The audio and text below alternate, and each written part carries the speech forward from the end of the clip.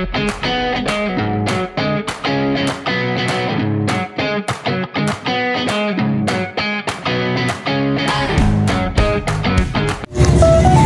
guys, pupunta po tayo ngayon sa 7 oldest cities. At pupunta natin ay Taguig. Sumakay po muna kami sa carousel papuntang Guadalupe. Ayan, after carousel, nandito na po kami sa Guadalupe. Ayan, mga reklamador ng AU. Kasi sobrang init.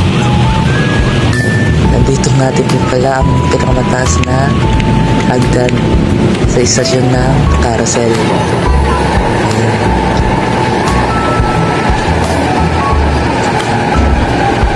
Di ako natingin sa hagdan kaya napapid ako guys. Ganda pala sa taas ng ano.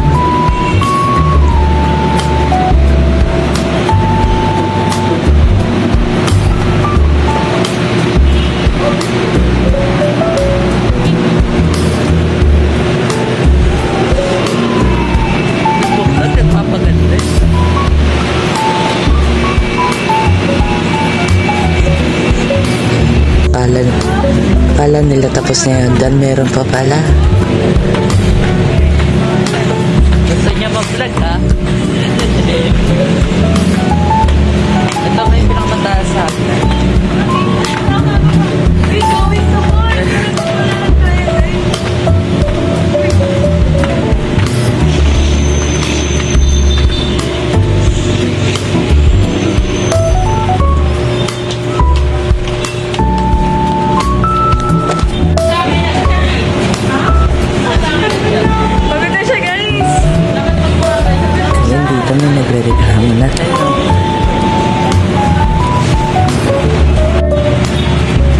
Dito naman po, pupunta naman po kami sa sakayang papuntang Easygate.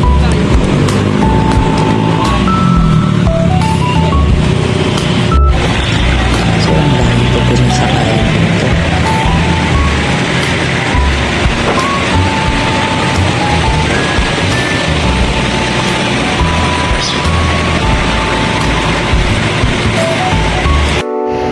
Itinatag ang munisipyo ng Caloocan noong ika-14 Nobyembre, taong 1961 ayon sa House of Bill 6038 sa ilalim ng Batas Republika bilang 3278 o tinatawag din na An Act Creating the City of Caloocan. Tourist spot of Caloocan, San Roque Cathedral. The San Roque Cathedral Church is one of the first churches to have established in this wonderful city. The specialty of this church is that it has been blessed by Pope John Paul II. People come here to worship and attain some divine peace and serenity. This church is the very pride and glory of this marvelous city. It is located in A. Mabini Street, Poblacion, Caloocan City. The former mayors and the current mayors of City of Caloocan. We have Colonel Macario B. Asistio in 1962 to 1971, and we have Marshall F. Sampson 1972 to 1976, and we have Virgilio P. Robles mula June 15, 1978 to December 31, 1979, and we have Macario Asistio Jr. 1980 to 1986, and we have Dr. Antonio C. Martinez 1986 to 1987, and we have Chris Pulo San Gabriel December 19, 1987 to February 4, 1988, and we have Reynaldo Malonzo 1995 to 2004. And we have Attorney Enrico Echeverry 2004 to 2013. And we have Oscar G. Malapitan way back June 30, 2013 to June 30, 2022. And now, the current mayor is Del Gonzalo Malapitan, June 30, 2022 to present. What's one thing you love about living in the Caloocan City po and one thing you wish could be improved? Sa mga dahilan kung bakit pinamahal ko ang Caloocan City ay dahil sa malapit na matibay na samahan ng mga tao dito. Kapwa sa mga barangay at komunidad. Kahit modern na ang panahon, ramdam pa rin ang bayanihan at malasakit sa isa't isa, lalo na sa panahon ng pangangailangan. Ang isa namang gusto ko ay ma-improve ang traffic at sistema ng kalsada.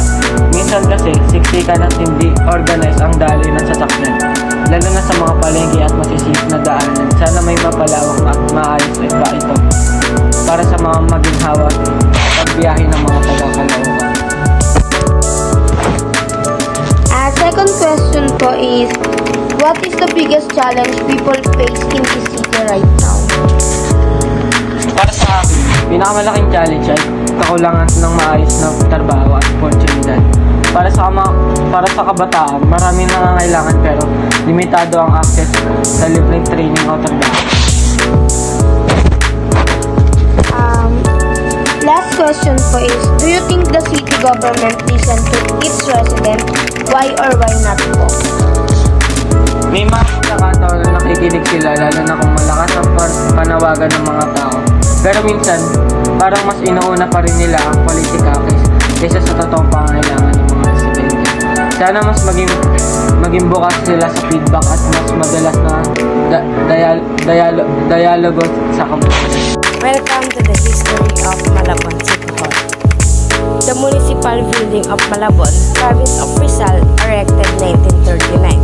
Malabon became a municipality of Rizal on June 11, 1901 and was briefly merged with Navotas before becoming a separate municipality again in 1906. It remained part of Rizal until it was integrated into Metro Manila on November 7, 1975. Malabon was declared a highly urbanized city on April 21, 2001.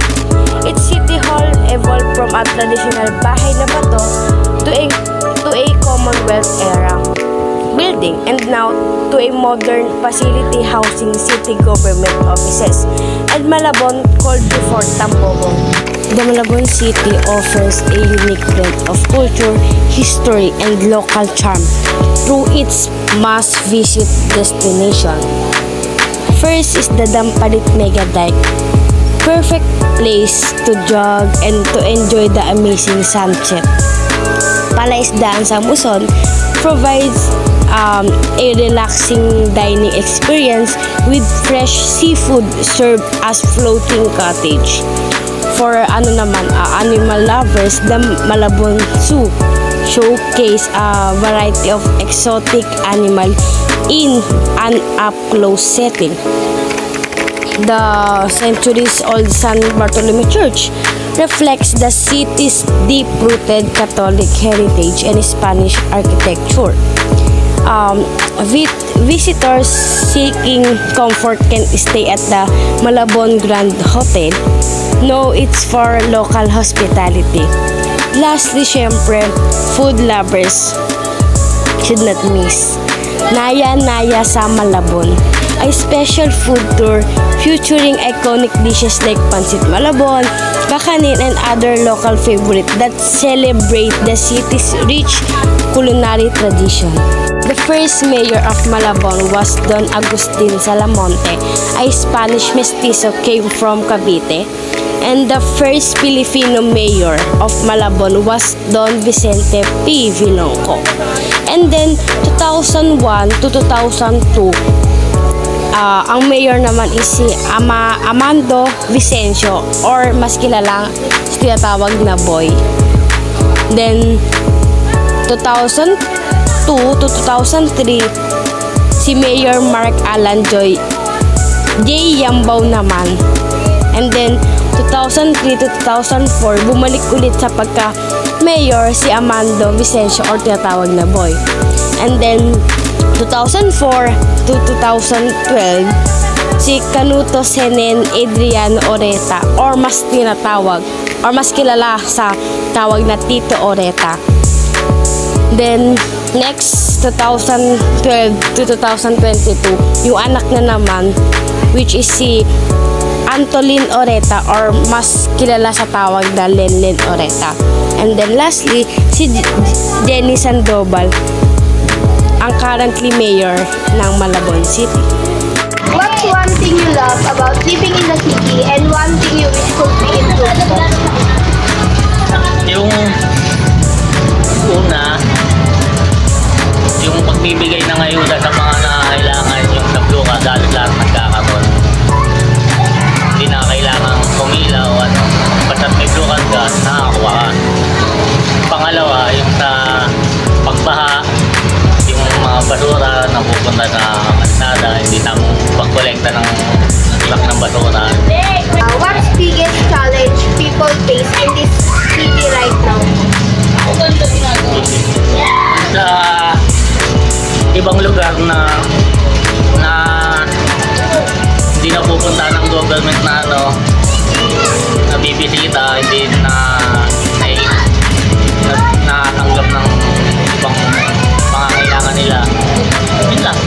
The last question pa, do you think the city government listen to its residents? Why or why not? Pwedeng naikinig, pwedeng di ba namin nakikita naman nila yung mga pangangailangan ng dumidepende nila ron. Kung nakikita lang nila, tsaka lang nila tutulong. Pero hindi, parang hindi. Ngayon katingin lang rin. Our next stop is the beauty of Calamba, Laguna. One of its most iconic landmarks is the Rizal Shrine, a replica of Rizal's ancestral home.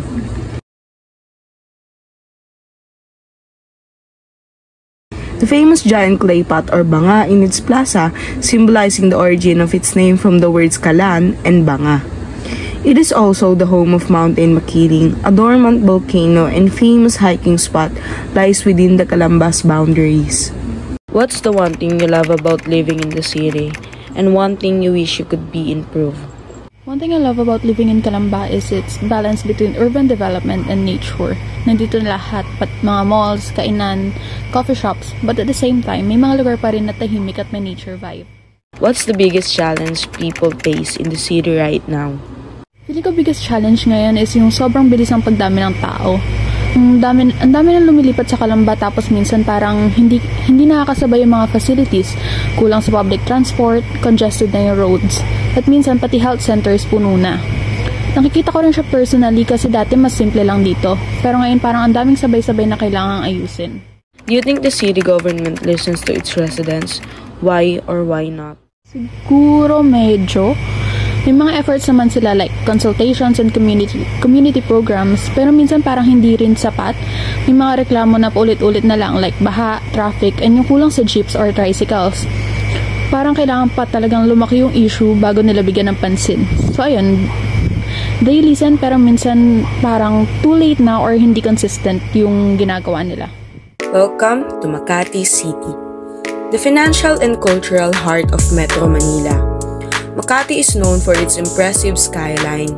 Makati is the home to major business hubs such as luxury malls like Greenbelt and Glorieta, and iconic landmarks such as Ayala Triangle Gardens and Ayala Museum. Makati is always buzzes with professionals, shoppers, and tourists. What's the one thing you love about living in the city, and one thing you wish you could be improved? One thing I love about living in the Makati City is the convenience. Everything you need is close by, from malls and restaurants to hospitals and business centers. It's very walkable in some areas like Legazpi and Salcedo, and there's a vibrant mix of urban life and green spaces like Ayala Triangle Gardens, for example. However, one thing I wish I could be improved, or the thing that needs to be improved for me, is the traffic situation. What's the biggest challenge people face in the city right now? Right now, I think the biggest challenge people face in the Makati is the rising cost of living. Housing, food, and services in the area are getting more expensive, which makes it harder for average workers to afford staying close to their jobs. Do you think the city government listens to its residents? Why or why not? I think the city government does try to listen to its residents, especially compared to other places. They have initiatives for public consultations, and you can see the efforts in maintaining parks and organizing community events.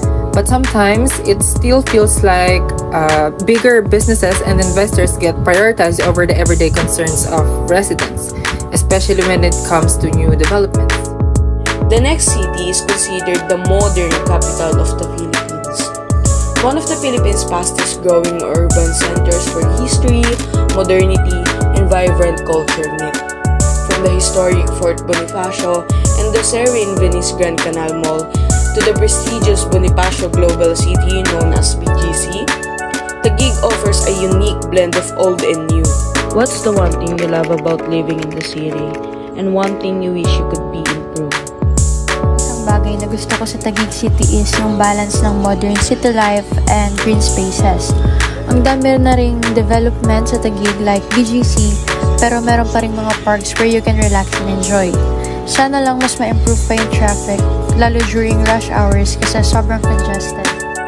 What's the biggest challenge people face in the city right now?